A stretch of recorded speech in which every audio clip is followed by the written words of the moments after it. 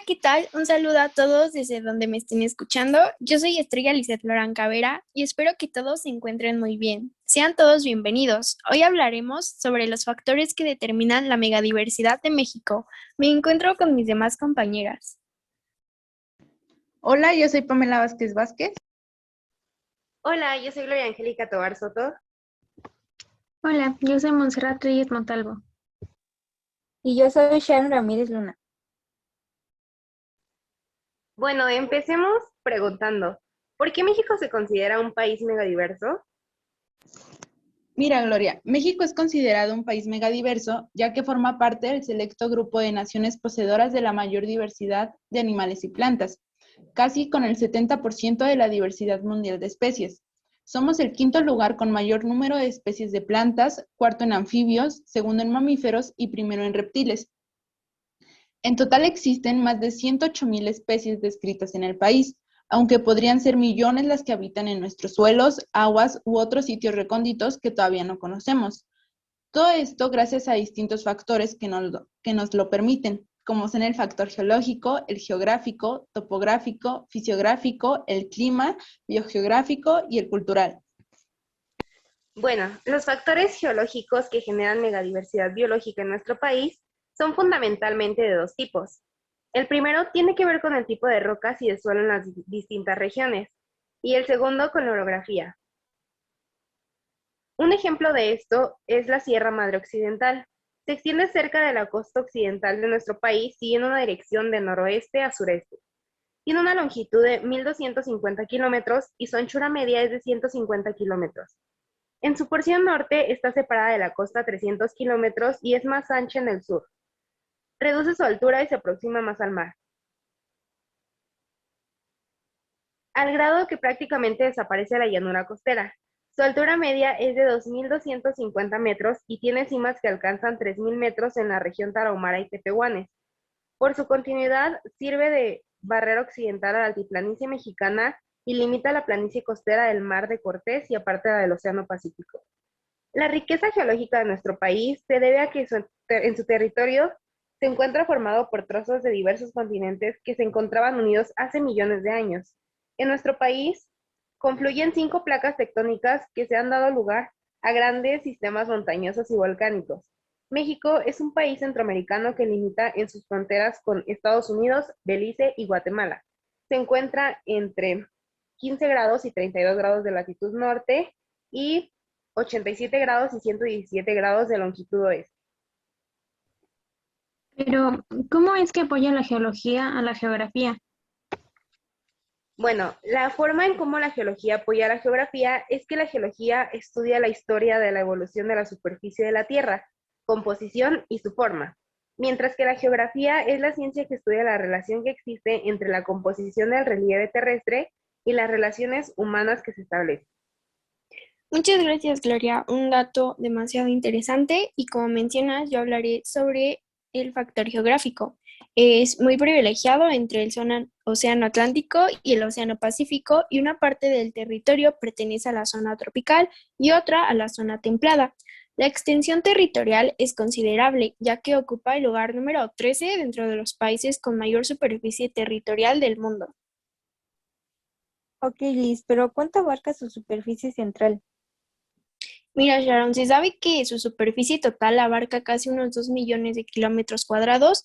La mesa central está presente en las 2/3 partes de México y se compone de varias cordilleras. El resto del país lo conforman las tierras bajas de la costa, las zonas desérticas en el noroeste y la península de Yucatán en el sudeste, con la región homónima, Campeche y Quintana Roo.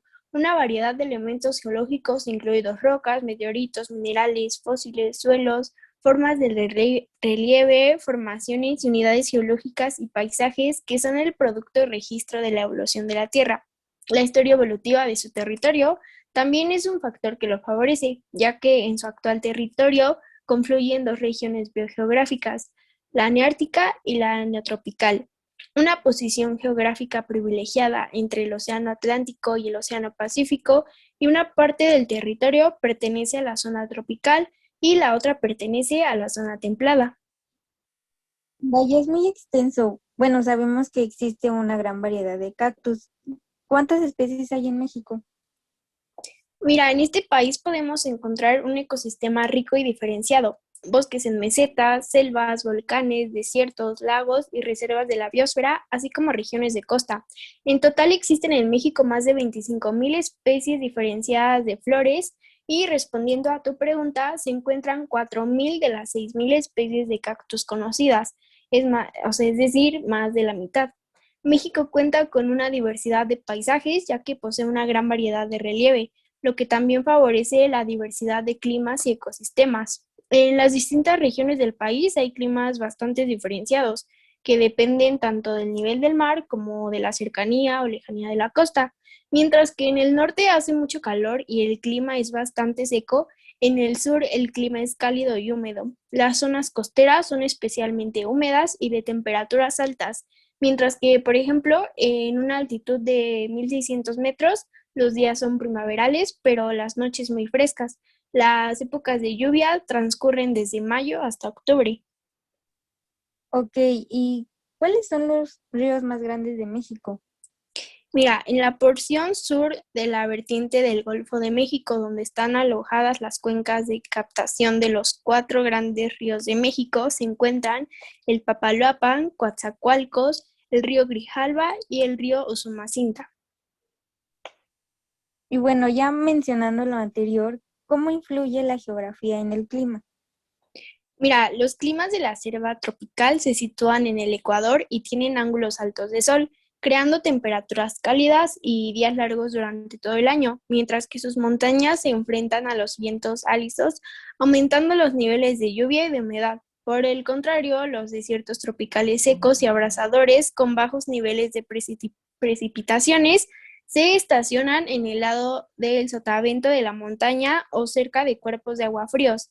Sus sistemas subtropicales y de alta presión constantes disminuyen los niveles de humedad y dejan los niveles de formación de lluvia o de nieve en escasez. Bueno, para eso también es muy importante mencionar la finalidad de la topografía, que es el cálculo de las superficies, volúmenes, direcciones, distancias en la Tierra, lo que es clave para la distribución de la vegetación. Creo que es muy interesante todo lo que nos mencionan, Monse, pero ¿cómo es que influye la topografía sobre esto?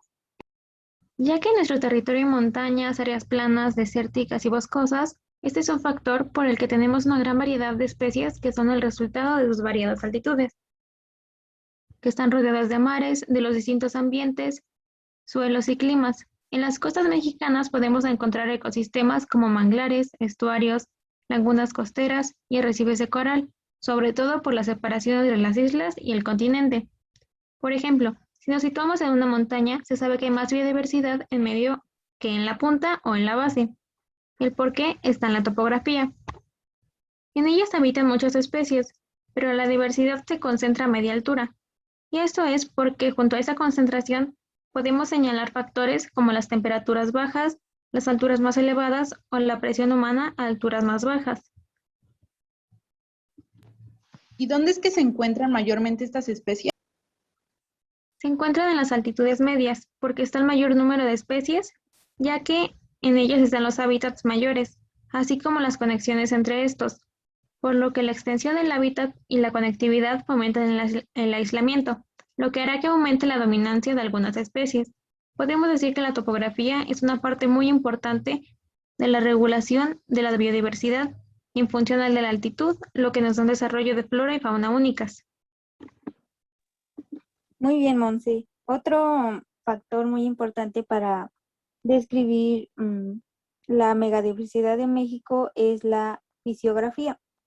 Esta es definida como la descripción de la naturaleza a partir del estudio del relieve y la litosfera, en conjunto con el estudio de la hidrosfera, la atmósfera y la biosfera.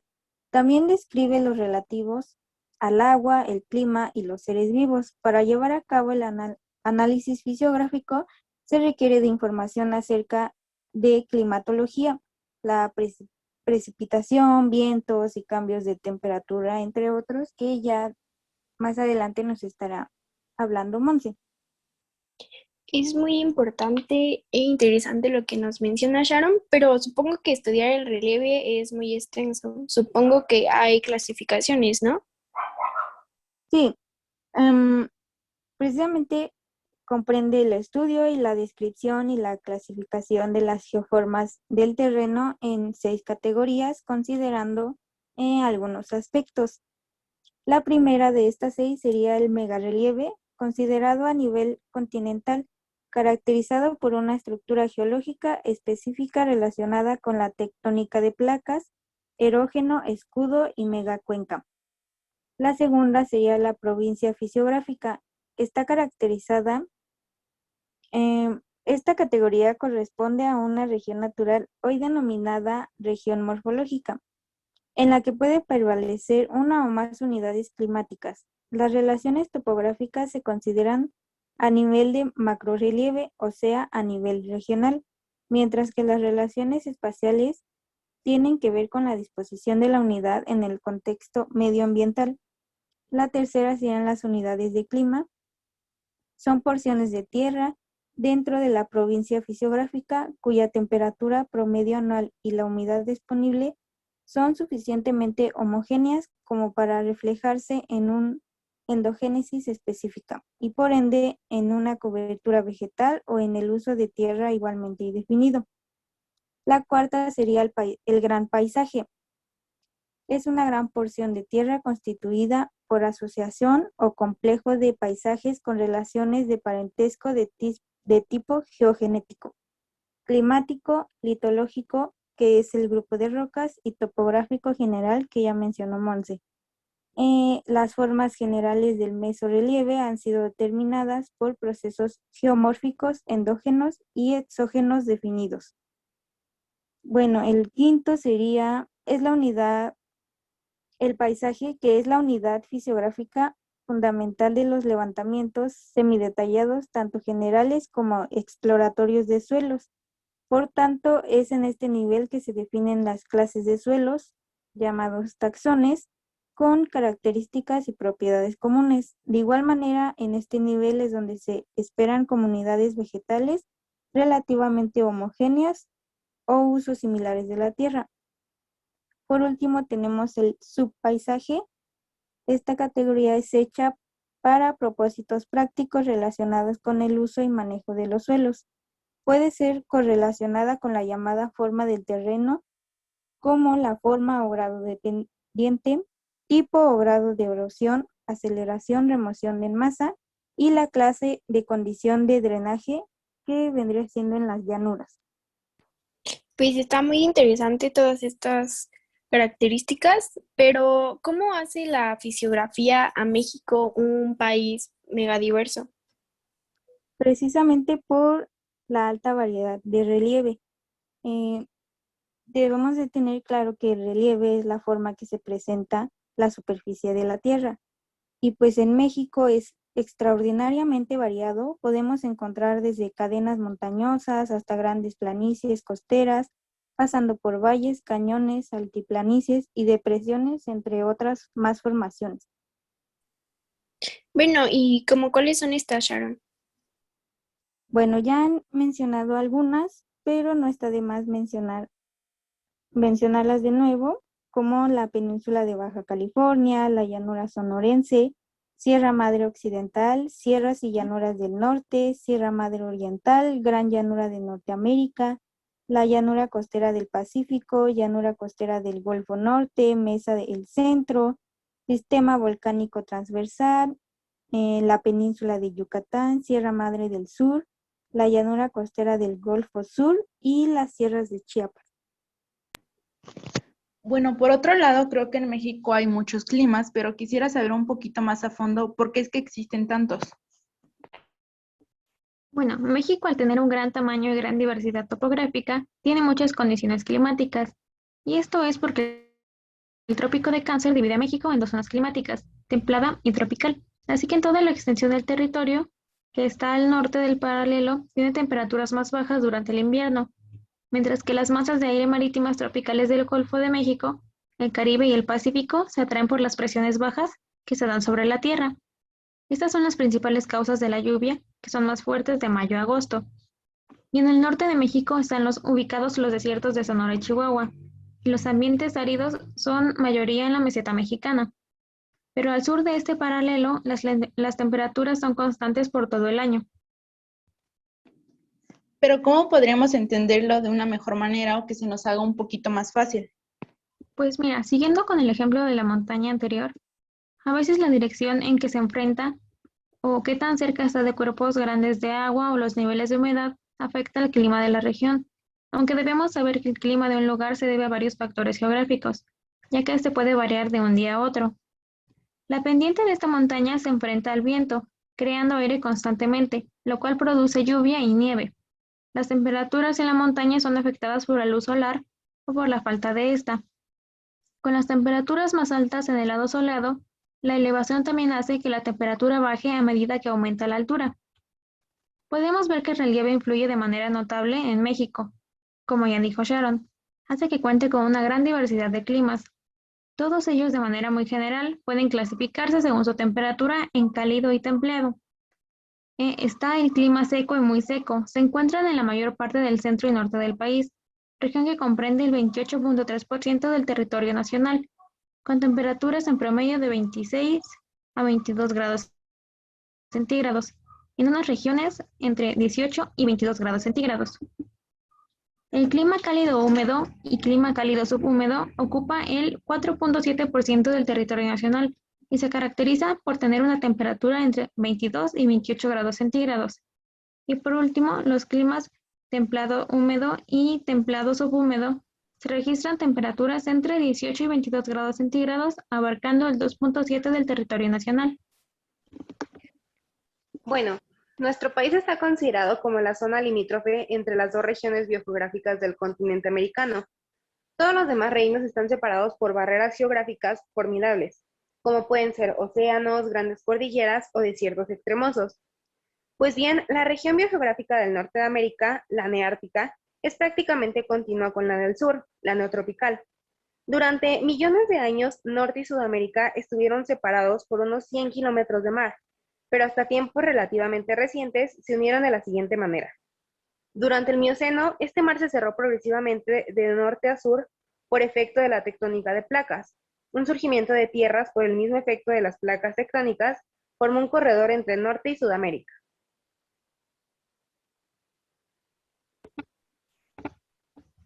Pero, ¿qué se logró con esta unión? ¿Nos podrías decir? Claro, con esta unión se permitió un flujo de especies de una región a otra, dando como resultado una serie de extinciones por exclusión competitiva, así como el establecimiento de una zona de transición extremadamente rica en especies de ambos reinos. Esta zona de transición, obviamente, es México. Así, si sumamos la extrema diversidad de climas generados por la complicada orografía de nuestro país, por el hecho de ser un pasillo bidireccional de flujo de especies, obtenemos que México es uno de los países más biodiversos del mundo. Ok, pero ¿cómo se podía abordar los problemas biogeográficos?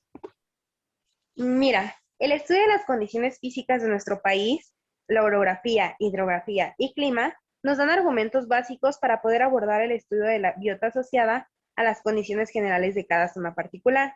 Es decir, podemos abordar algunos problemas biogeográficos. Y tengo entendido que también tiene que ver con las provincias bióticas. ¿Nos podrías decir qué son?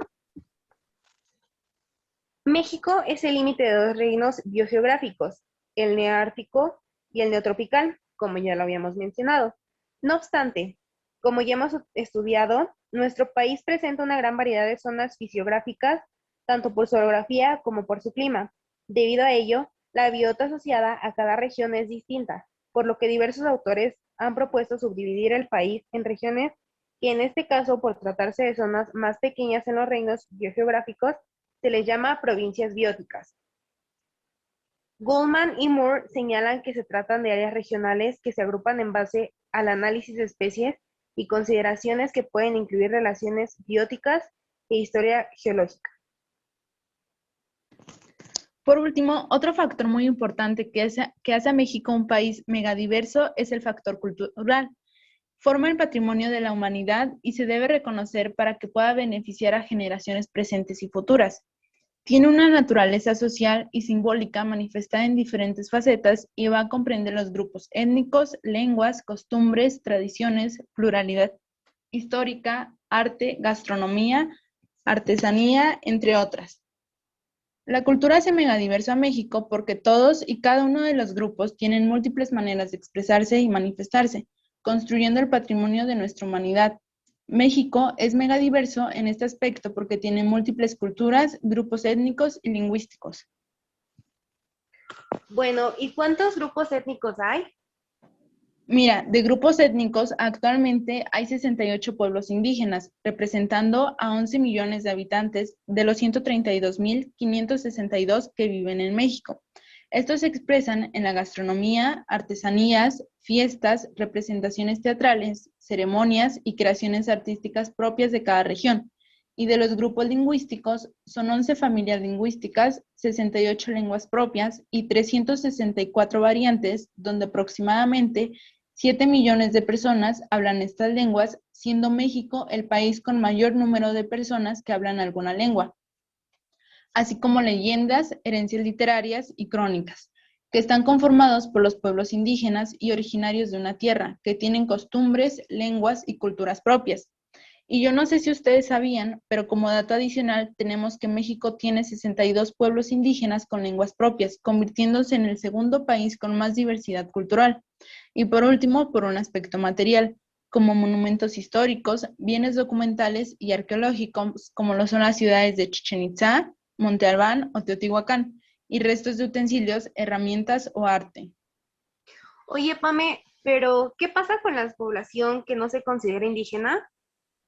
Bueno, aparte de los pueblos indígenas que conforman la diversidad cultural de México, la población que no se considera como indígena también aporta a la cultura, a través de sus costumbres y tradiciones y las actividades realizadas. Finalmente, en la actualidad, la diversidad cultural también está relacionada y se hace presente en el sincretismo religioso, la reunificación de símbolos e identidades que van logrando mantener las diversas culturas indígenas. Bueno, pues esto ha sido todo de nuestra parte. Muchas gracias a todos por tomarse el tiempo de escucharnos. Esperamos que haya sido de su agrado el tema de hoy, los factores que determinan la megadiversidad de México. Igualmente, muchas gracias a mis compañeras por aportar y hasta luego. Adiós. Gracias. Adiós. Gracias, hasta luego.